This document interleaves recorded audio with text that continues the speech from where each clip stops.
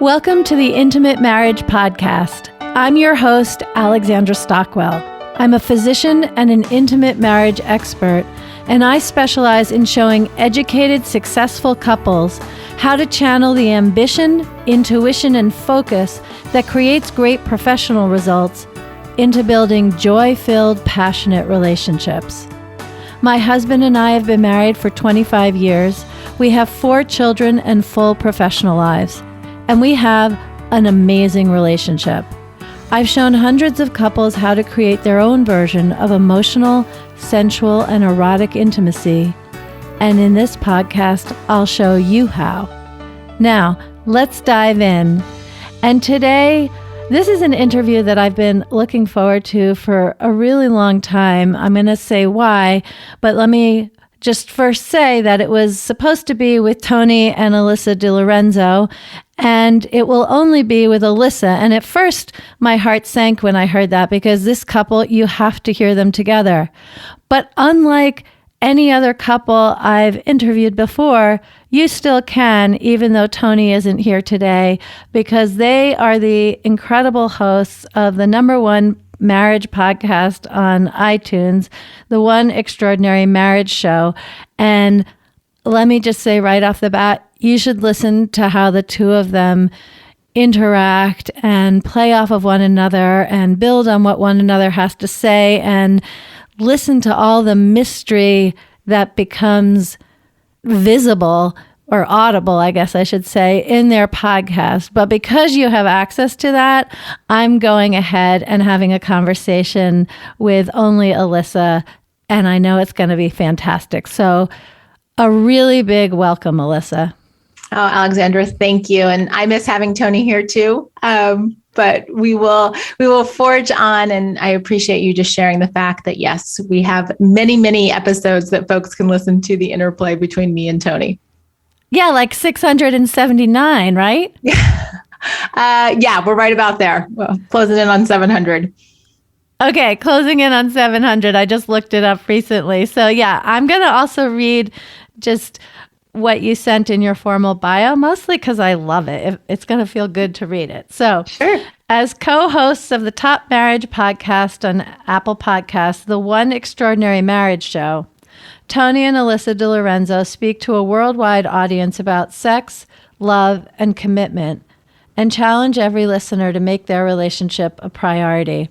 And boy, do you ever. I have to say, one of my favorite parts about your podcast is when you read what people have written to you and how they've integrated what you shared. And one of the reasons it's really dear to my heart is that I believe that one of the reasons that relationships, particularly long-term relationships and marriages, are so, let me just say, unfulfilling and often short-lived, meaning people get divorced, it's because there's a lack of role models. We're mammals, we learn through imitation, and we really lack role models. And I think you and Tony do an absolutely incredible job filling that gap in a very real, accessible way. And so I'm really excited for my audience to know of you, know of your podcast, and also hear a little bit of your story. You've been married how long now? Well, just like you, 25 years. We celebrated 25 years in October, and it's been a wild, crazy ride.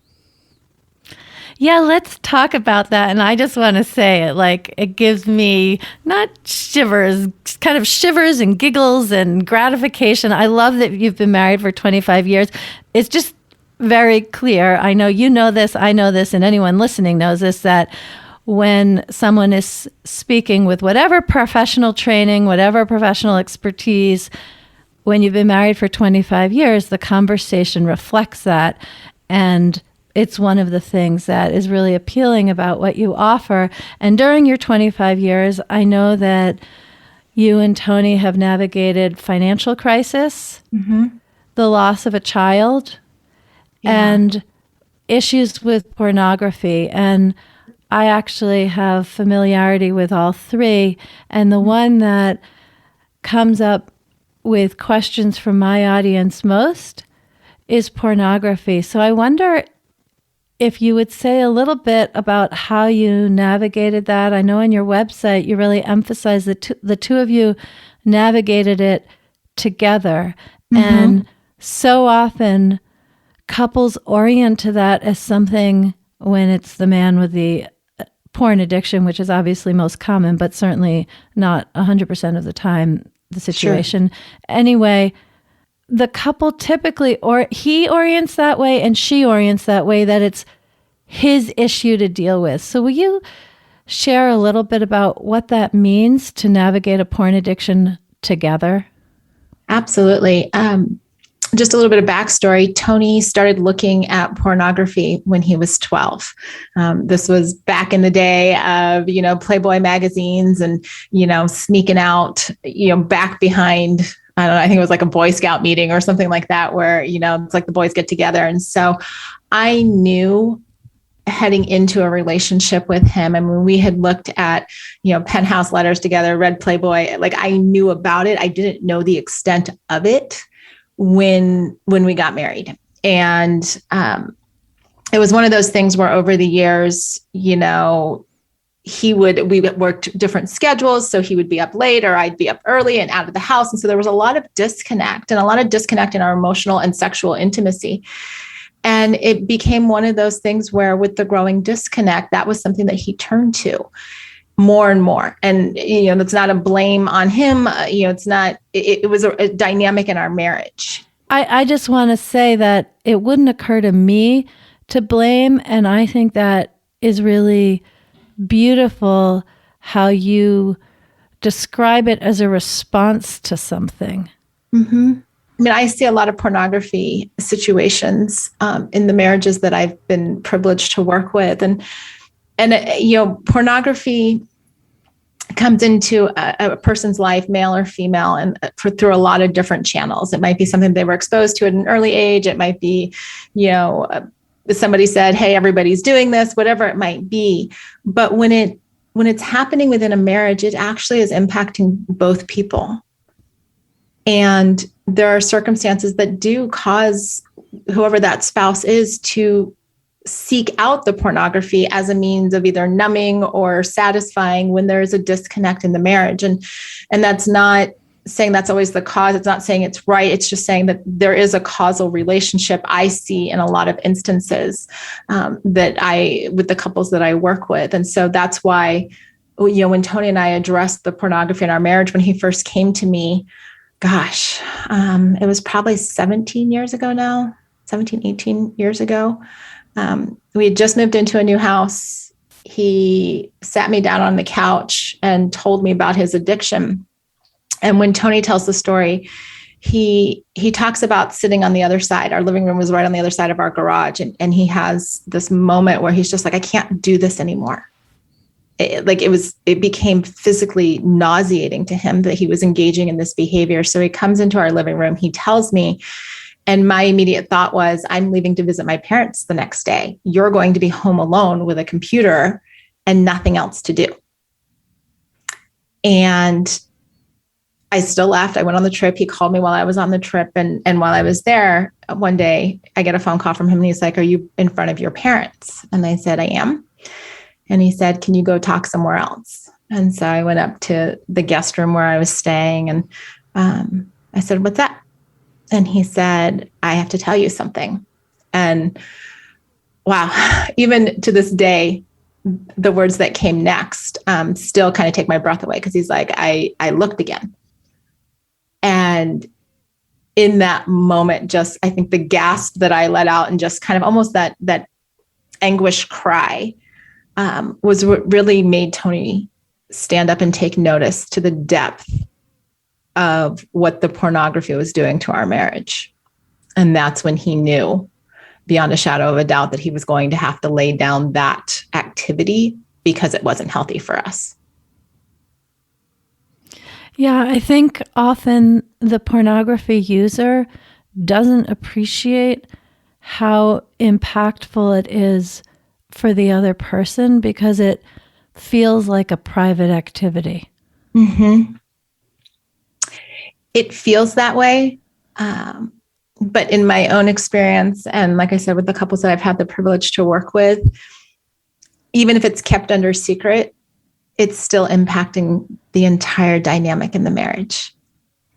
You Totally. know, in our case, my husband was engaging in this behavior, and yet it would come out in suggested ideas for positions or in suggested fantasies that I'm like, where is this coming from?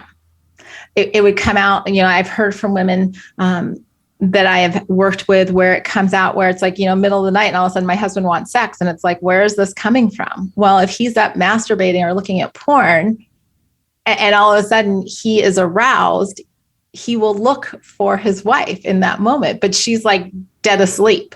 So it wasn't like they were flirting or anything, foreplay or anything like that.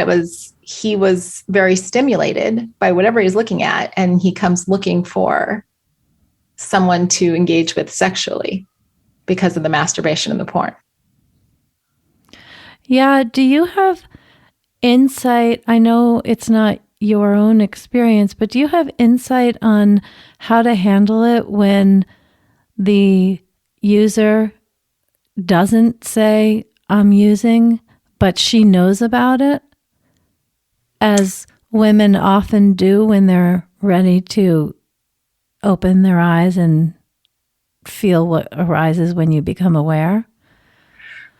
I think by the time, if someone's denying, there's a really good likelihood that the spouse knows. So, one of the things I've told my kids, I've shared with with Tony, it's kind of been sort of this unwritten rule in our family is that the truth will always come out one way or another. So lying about it doesn't do anybody any good. In fact, I just had this conversation with a couple that I'm coaching last night, and we were talking about this very same topic. And, I just said, looking at the husband, I said, here's the deal. The longer you continue to lie, the more damage you're doing because she already knows the truth. And that's with any secret in a marriage. Yeah, that's just what I was thinking.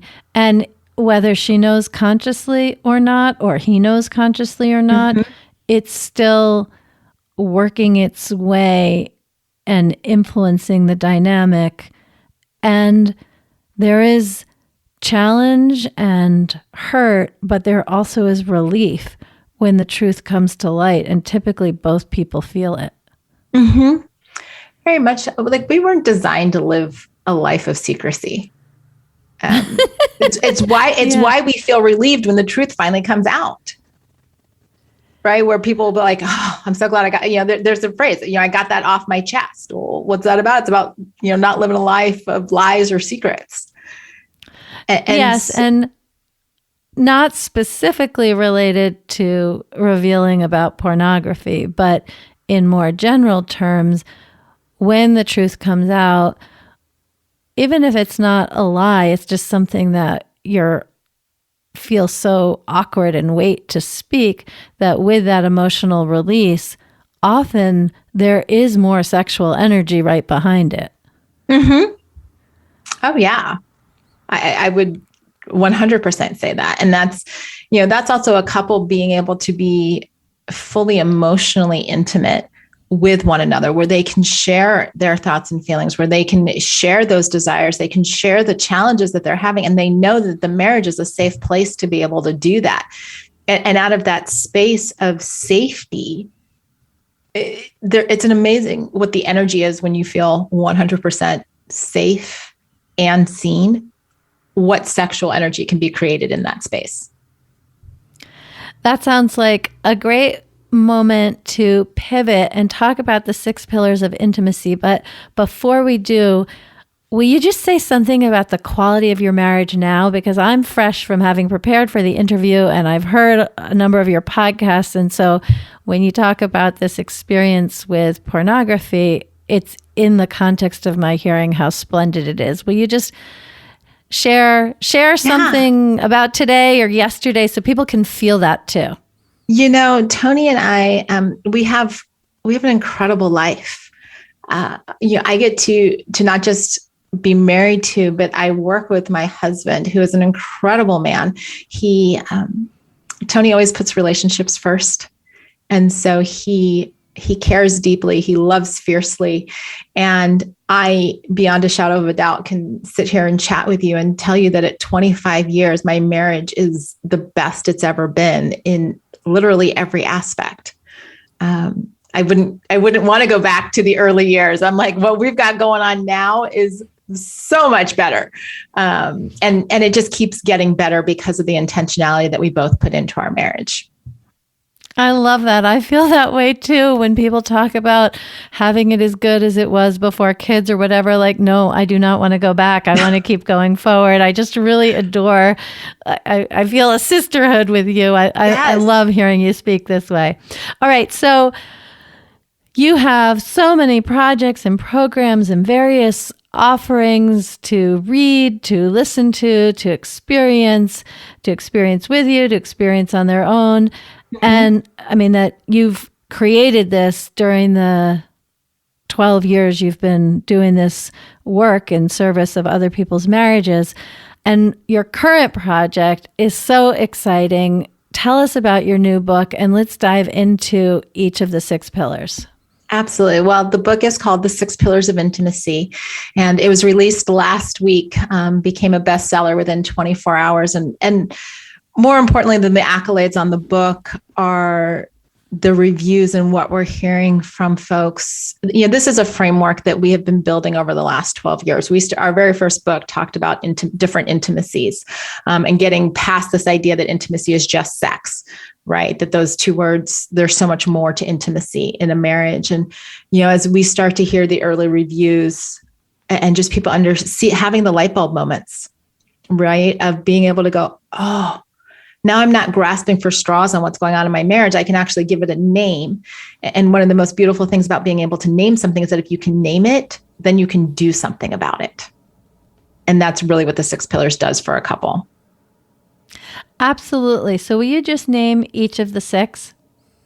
For sure. The first one is emotional intimacy, and that's going to be all your verbal and nonverbal communication. It literally, we call it the workhorse, because how the 2 of you communicates will drive everything else.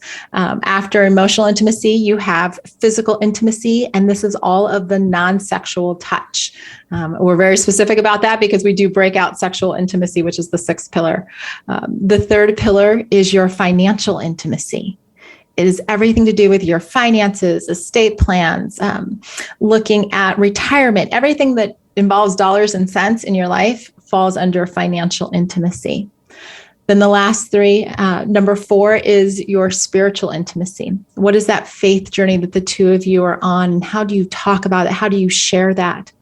Number 5 is recreational intimacy. And that is how the 2 of you have fun. What are the activities outside of, running a house and having jobs and doing all of the to-do stuff? What are the fun things that the 2 of you do to create new memories and have new experiences? And then finally, the 6th pillar is the sexual intimacy. And that is everything related to your sexual intimacy, not just sexual intercourse. So we can talk about romance and foreplay and initiating all under that pillar. I love this framework so much, and I'd like to go through each one and have you tell us about a moment in a couple's life where they are embodying or illustrating that flavor of intimacy in a really inspiring way. Absolutely. Starting with emotional intimacy. And this is, we get so many emails from couples who are like, oh, I don't know how to talk to my spouse anymore, especially, getting into the 5, 10, 15, 20 years.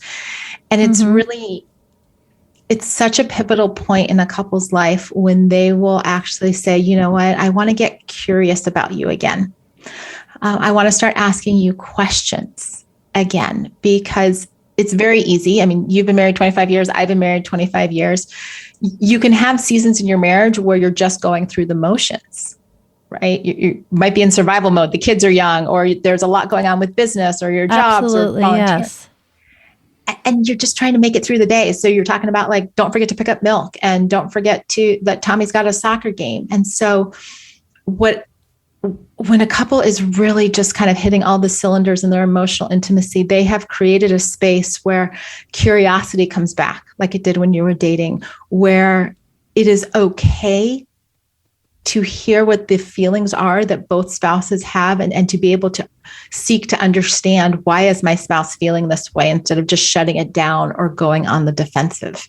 It becomes a space where vulnerability is woven into the fabric of the marriage and appreciated for what it is.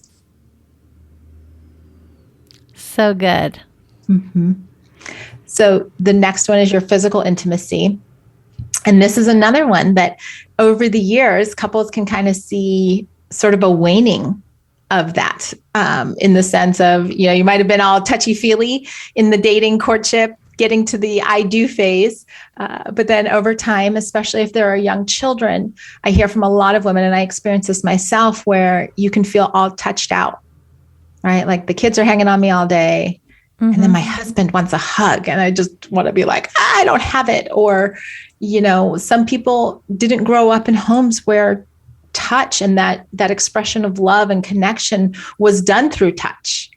And so it feels very uncomfortable to them. And it's so... Do you know of a couple that implemented physical intimacy, and like, what did they start doing, and then what changed? Well, it was interesting that last year we actually did a series called The Kissing Game, and it was based on a book by the same title. We did a 3-part podcast series on it. And we had couples in the one family, that's what we call our tribe, who set out on, a 30-day kissing challenge, right? Where they're like, okay, you know what? We're going to just up our game in this one area of physical intimacy. And it was really neat to get the testimonials, unsolicited testimonials. We didn't even know people were doing this until after the fact, where they found themselves not just doing the quick peck on the cheek when they were seeing each other, leaving for work or coming home at night, but they were actually pausing in their kitchen, and they were, sitting on the couch and actually having like legitimate makeout sessions again, and rediscovering, this will be my words, but rediscovering those butterflies that were jump-started. So physical touch, it can have a little erotic juiciness. It's not sexual intimacy, but physical. I was thinking that physical intimacy is like non-sexual physical touch, more like, anyway, I'm surprised to hear that it includes making out in this way, but I can see that it does, because then a couple understands when they're partaking of physical intimacy that it doesn't necessarily lead anywhere. There's just more enjoyment in doing what it is. Is that right? That's absolutely right. It's the couples that are choosing to make out. It's the couples that are choosing to hold hands. Couples that are even just asking the question, how do you like to be touched? Sometimes we have, and this goes back to that emotional intimacy, but we have to get curious and ask our spouses, especially if we've been together for a while, in any of the intimacies, how can I make this work for you? I want to make sure I know who you are now, not remembering who you were 25 years ago when you like to hold hands all the time. Do you still like to hold hands when we go out? Asking those questions, because whether it's kissing and, just having that physically intimate moment, or if it's just being cuddled up on the couch with my arm around you, that sense of belonging, that sense of you are my person, and it doesn't have to lead to sex, but we're still together and physically connected. Amazing. Talk about recreational intimacy. Like, when I first heard the term, I was like, oh, that's a fancy way to say casual sex, but that's not what you mean at all. Not at all. Oh my gosh. I'm so glad you brought that up. I've never heard someone have that perception of it. So recreational intimacy, it's casual, you're just like having sex without a lot of strings attached. We're definitely not saying that at all. I know. So when we refer to recreational intimacy, this was actually referring to what you do to recreate, right? So how do you have fun together? One of the key things that I see in so many of the couples that I work with is that fun seems to go by the wayside after, kids or careers take off. And again, it comes down to being ruled by the schedules and the routines. And so this gets back to, this is more than just dating one another. Dating, going on dates definitely falls under this particular intimacy, but this is also going, what are the experiences that we want to try? Do we want to take a dance class together? Do we want to do cooking lessons? Do we want to, join a hiking club and get out because we enjoy, exploring mountaintops, whatever it might be. But it's getting to this place where we don't sit in the car. And Tony and I talk about this in the book, where you sit in the car, getting ready to go out to do something with, you're like, let's go do something. And so everybody sits in the car, and then you have this, well, what do you want to do? I don't know. And you're laughing because you've had that. Everybody that laughs has had this conversation, the back and forth. And finally you just get frustrated. Yeah, not necessarily in the car, but before getting in the car. Yeah. Wherever it might be. But so many couples have had this conversation, and so it's going, okay, wait, what do we find that we want to go out and try? What are new experiences that we want to have? What do we want to explore together? And getting back into this place of saying, you know what, new experiences, new memories, time spent together are all important. That doesn't end with the dating phase. It's something to carry through, to a marriage that's 40, 50 plus years long. Yeah. And actually, I want to interject that one of the reasons I really love this framework is because the point is to do all 6 pillars, to do all these flavors of intimacy. In this way, it's really different than the way most people work with the 5 love languages, where you find your top one and maybe your second one, and then you're kind of off the hook in terms of expression of the others, except in doing something for your spouse. I really think that works well with crisis, but to have a really fantastic marriage, you want to be using all 5 of your love languages. And without going further into that, I love that you teach that we need all 6. And if we want to really thrive in any particular area where intimacy is important, then you really got to be putting attention on all 6 of them. Correct. That was so beautifully said. I've witnessed many, many times over the years, coaching clients come to me with exactly what you said about the 5 love languages. Well, my love language is this, and he's not doing this. Permission to be lazy about it. Mm-hmm. And that's why we share, around the 6 pillars is that, just like the roof on your house, you need all the walls standing up, right? You don't just get to have one wall standing up and call it good. And, you hope your roof is going to stay up. And that's really where this concept of the pillars comes from, because pillars in architecture, they carry weight, they add beauty, and they provide strength. And that's really when we look at these 6 holistic areas of a marriage.